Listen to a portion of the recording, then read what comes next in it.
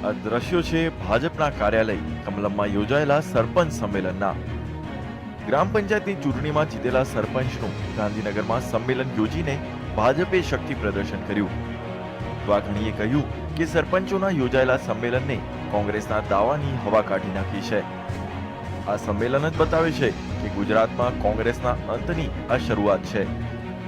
ગ્રામ પંચાયતની ચૂંટણીના પરિણામોએ surgical strike અને નોટબંધી પર મહોર મારી દીધી। બહુચર્ચિત ઉના દલિત કાંડના પીડિત પરિવાર પણ ભાજપ સાથે હોવાનો તેમણે દાવો કર્યો। આ ગુજરાતની જનતાનું વલણ છે। આગામી સમયમાં ગુજરાતમાંથી કોંગ્રેસ નામશેષ થઈ જશે। ભારતીય જનતા પાર્ટીએ દબાવની રાજનીતિ, શોષવાની રાજનીતિ નો અંત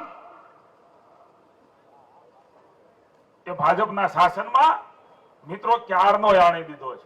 આ બધા ધંધાઓ તમે જે કર્યા હતા ને કોંગ્રેસને અમારા વિરોધીઓએ, એટલા માટે આજે પણ ગુજરાતની જનતા એ તમારા ગોરખ ધંધા ભૂલી નથી ને એટલે તમને થોભી પછડાટ દરેક ચૂંટણીમાં મળી રહી છે। મુખ્યપ્રધાન વિજય રૂપાણીએ ગુજરાત વિધાનસભાની ચૂંટણીમાં ભાજપનો 2/3 બહુમતી સાથે વિજય થશે તેવો વિશ્વાસ વ્યક્ત કર્યો।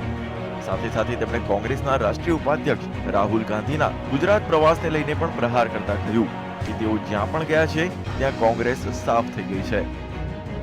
રાહુલ ગાંધી મહેસાણા પાસે ખાલી એક ગામ પાંચોટ, હારું એક ગામમાં જ આવ્યા।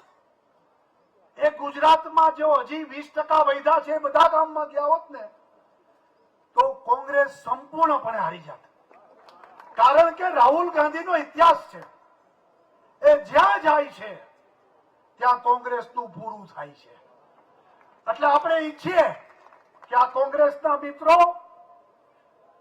વધુ ને વધુ ગુજરાતમાં એમનો પ્રવાસ કરાવે, એમને ફેરવે।